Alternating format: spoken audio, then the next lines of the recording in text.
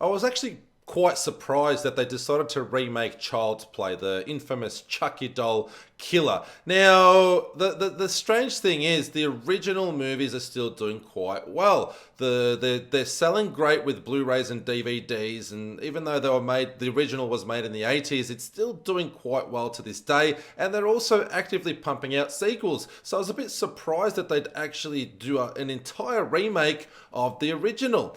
And you know what? Even by the end of the film, I kind of feel it was definitely unnecessary. Having said that, this isn't a bad film. It's actually a lot more enjoyable than I thought it would be. It sees Chucky coming back in the form of a doll, and I have to admit, I don't actually like the look of the doll. Since I saw the trailer and photos of it, I never really appreciated or liked the look of the doll at all, and watching the film definitely confirms my initial feeling. I don't like the look of the doll, and the facial expressions are definitely just something to laugh at. Definitely not creepy, definitely not scary. It's just laugh out loud funny, if anything. This time around, however, the Buddi doll isn't actually possessed by a serial killer's soul. In this time, it's more of a technical difficulty where the Buddi doll is mistakenly programmed to have no restrictions and no boundaries. So it's almost like an advanced modern form of artificial intelligence inhabiting a device, so to speak. And because it is a modern version of the doll, Chucky, or the Buddi doll, who's named Chucky in the movie, obviously, the Buddi doll can actually wirelessly connect to devices such as televisions, phones, and things like that, which definitely relates to today. We've got so many devices today, Wi-Fi everywhere you go practically, and you can do almost everything you need to from your phone. You can hire a car like an Uber, you can turn on your TV, you can set your heaters, you can do everything. There's an app for almost everything now, and the Buddi doll kind of works as an assistant in this movie, and he can sort of, turn the TV on for you, or, call an Uber for you, things like that. You talk to him, he does it for you. In this case, this Buddi doll with no restrictions obviously comes with some evil intentions. This movie does come with an R rating, and it does have some surprisingly gory deaths in this. There aren't all that many, and a lot of the scenes are actually off camera when it comes to the real good stuff that movies like Saw would actually show you. The camera kind of pans away, and you kind of have to leave it to your imagination, but there is some gore involved. The ending is especially funny towards the end in the mall, where there's drones flying around and just chopping people up in the face.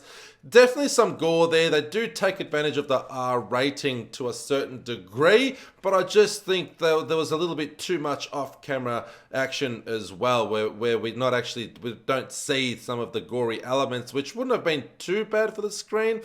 I just don't understand why, with an R rating, why would you actually pan the camera off the actual gory death that's transpiring.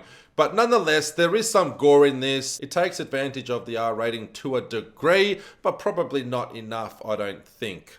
Overall, it was more enjoyable than I actually thought it would be, because I thought this would bomb totally, but I definitely was interested. It never left me feeling bored or unfulfilled. I was pretty entertained throughout the entire film, but was it a necessary remake? Definitely not. I think this would have been better if they didn't try to revive the Child's Play franchise, and if they didn't rely on the whole Chucky iconic character. They could have just made this something completely different, and it would have been a hell of a lot better. It just wasn't necessary to reimagine or remake the whole iconic Chucky character. Mark Hamill is definitely superb with the voice acting.